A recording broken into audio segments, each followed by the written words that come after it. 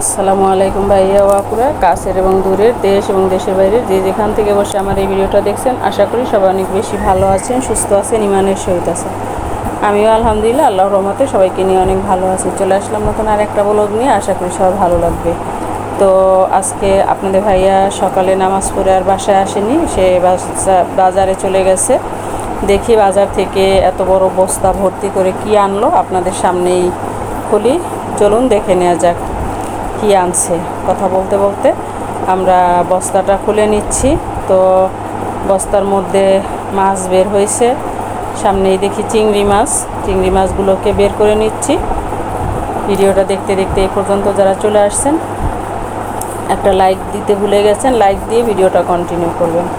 আমার এই ভিডিওটার কোনো অংশে যদি কারো একটু ভালো লেগে থাকে, আমার এই ছোট্ট চ্যানেলটা সাবস্ক্রাইব করে নোটিফিকেশন বেল আইকন বাজিয়ে দিবেন, যাতে আমি কোনো ভিডিও আপলোড দিলে আপনি সাথে সাথেই নোটিফিকেশন পেয়ে যান এবং আপনি আপনার সুবিধা মতো ভিডিওটা দেখে নিতে পারেন। ফেসবুক থেকে যারা দেখছেন পেজটাকে ফলো দিবেন। অলরেডি এই কাজগুলো যারা করেছেন তাদেরকে অসংখ্য অসংখ্য ধন্যবাদ। ভাইয়া ও আপুরা, ফেসবুক, ইউটিউব যে যেখান থেকে দেখছেন ভিডিওটা বেশি বেশি শেয়ার করার অনুরোধ রইল। আপনাদের একটা লাইক, একটা শেয়ার আমার জন্য অনেক কিছু। আপনারা সাপোর্ট না করলে আসলে ইউটিউব, ফেসবুকে কিছুই হতো না। তো এখনও আপনাদের সহযোগিতার জন্যই ইউটিউব, ফেসবুকে আসি, আপনাদের সুন্দর সুন্দর কমেন্ট পড়তে, কমেন্টের উত্তর দিতে আমার খুবই ভালো লাগে। আপনাদের কমেন্টের জন্যই আমি আরও উৎসাহ পাই নতুন আরেকটা ভিডিও করার। তো আপনাদের সাপোর্টের জন্যই কিন্তু ইউটিউব, ফেসবুকে এখনও আমি ভিডিও দিয়ে যাচ্ছি। আপনাদের সাপোর্টের জোরে, আপনাদের কমেন্টের জন্য উৎসাহিত হয়ে নতুন নতুন ভিডিও তৈরি করতেছি। তো যাই হোক, চিংড়ি মাছগুলোকে আমি ঢেলে বড় চিংড়িগুলোকে আলাদা করে নিচ্ছি, আর ছোটোগুলোকে আলাদা থাকবে, যাতে বড়গুলা আলাদা প্যাকেট প্যাকেট করে রাখলে সুবিধা হয়, একটা প্যাকেট বের করে রান্না করে নেওয়া যায়। আর আনছে তেলাপিয়া মাছ, আর আনছে আরেকটা কার্ফু মাছ।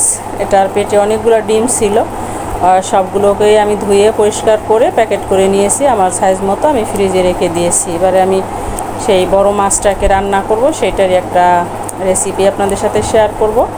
মাছগুলোকে আগে ধুয়ে পরিষ্কার করে আমি লাল লাল করে ভেজে নিয়েছি। এখানে দিয়ে দিয়েছি কিছুটা কুচানো পেঁয়াজ। এখন সব রকমের মশলা দিয়ে তেল না ওঠা পর্যন্ত কষিয়ে নেব। সব রকমের বলতে আদা রসুন বাটা, পেঁয়াজ রসুন বাটা, তারপর ধনিয়া জিরার পেস্ট, মরিচ বাটা, মরিচের পেস্ট, হলুদ পাউডার, লাল মরিচের গুঁড়া দিয়ে আমি তেল না ওঠা পর্যন্ত মশলাটাকে ভালো মতো কষিয়ে নিচ্ছি।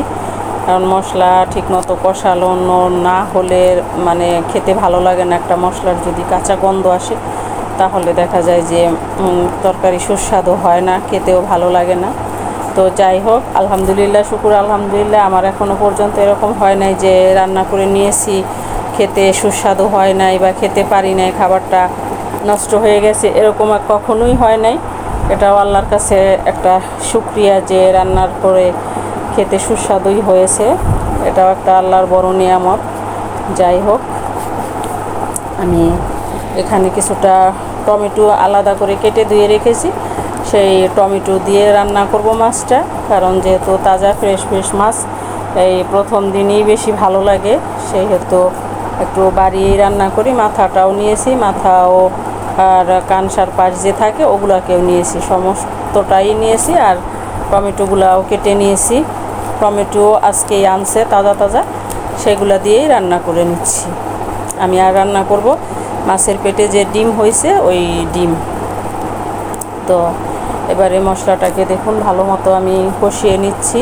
এখন টমেটো দিয়ে দেব, টমেটো দিয়ে আমি আবারও নেড়ে মিশিয়ে নিচ্ছি মশলার সাথে।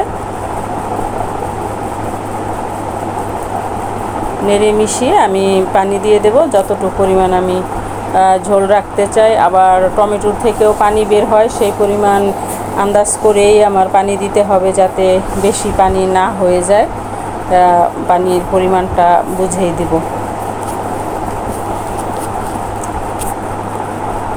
তো যাই হোক, দিয়ে দিলাম আমি পানি। এবারে ঢাকনাটা দিয়ে ঢেকে অপেক্ষা করব পানিটা মানে বলক আসার জন্য। মাছ তো সঙ্গে সঙ্গেই দেব না, আমি এভাবেই রান্না করে থাকি। আমি যেভাবে রান্না করি সেই রেসিপিটাই আমি আপনাদের সাথে শেয়ার করি। মানে এক একজনের রান্না এক এক রকম, এক এক দেশের রান্না এক এক রকম। আমাদের দেশের রান্নাটাই আমি আপনাদের সাথে শেয়ার করলাম।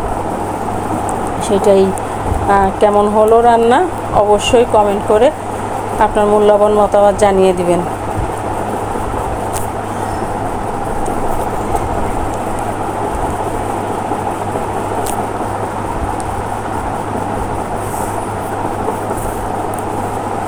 মাছটাকে চুলা চেঞ্জ করে দিয়ে দিলাম।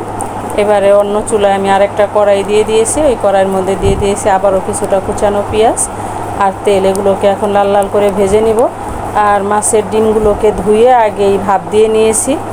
আজকে কিছুটা রান্না করব আর কিছুটা আবার রেখে দেব। 2টা মাছের ডিম হয়েছে, পাঙ্গাস মাছ আর ওই কার্পিউ মাছ অনেকগুলোই হয়েছে, সেহেতু একদিনের খাওয়া যাবে না, তাই ভাবলাম যে কিছুটা রেখে দিই, আরেকদিন খাওয়া যাবে আর কিছুটা আজকে রান্না করে নিই।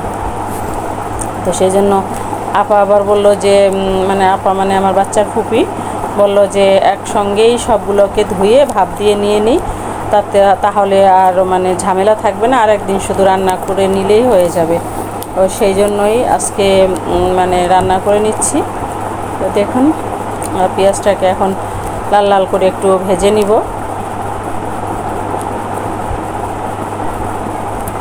এখানেও সব রকমের মশলা অ্যাড করব, যেহেতু মাছের ডিম এটাতেও সব রকমের মশলাই দিতে হবে, দিয়ে রান্না করে নিতে হবে।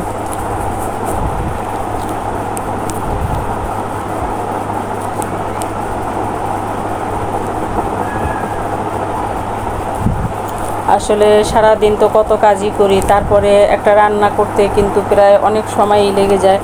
অত বড় ভিডিও তো আর আনা যায় না, অত বড় ভিডিও হলে কেউ দেখে না, যার কারণে ভিডিওর মেন পর্যায়ে এসে মেন অংশটুকুই ভিডিও করে আপনাদের সামনে তুলে ধরার চেষ্টা করি।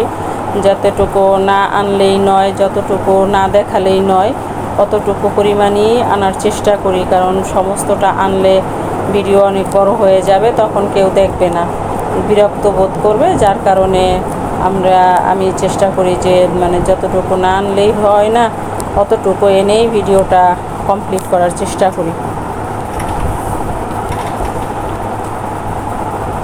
তো এখানে দিয়ে দিলাম মরিচ বাটা, কিছুটা ফ্রোজেন করা মরিচ বাটা ছিল, সেই মরিচ বাটাটাকে বের করে নিয়েছি, সেটাকেও দিয়ে দিয়েছি। এখন একে একে অন্য মশলাগুলোও অ্যাড করব, হলুদ পাউডার, মরিচ পাউডার, ধনিয়া জিরার পাউডার, তারপরে পেঁয়াজ বাটা, আদা রসুন বাটা দিয়ে সব মশলা দিয়ে আমি আবারও নেড়ে মিশিয়ে নিচ্ছি। দেখুন মশলাটা না তেল ওঠা পর্যন্ত আবারও এটাকে কিছুক্ষণ কষিয়ে নেব।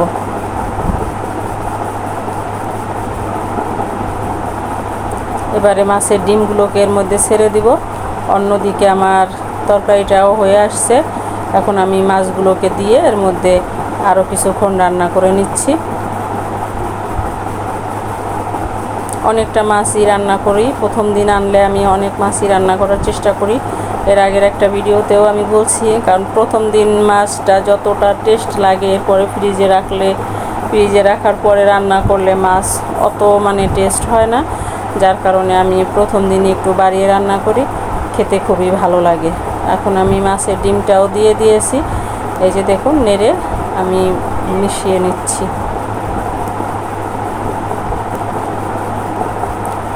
দুইটা রান্নাই কমপ্লিট, আমি খাওয়ার জন্য প্রস্তুত। আমি আপনাদেরকে সার্ভ করে দেখাচ্ছি। দেখুন আমার রান্নাগুলো কেমন হলো। ফিরে আসবো নতুন কোনো ভিডিও নিয়ে, সে পর্যন্ত সবাই ভালো থাকবেন, সুস্থ থাকবেন, আমার জন্য দোয়া করবেন, আমিও আপনাদের জন্য দোয়া করব। আল্লাহ হাফেজ।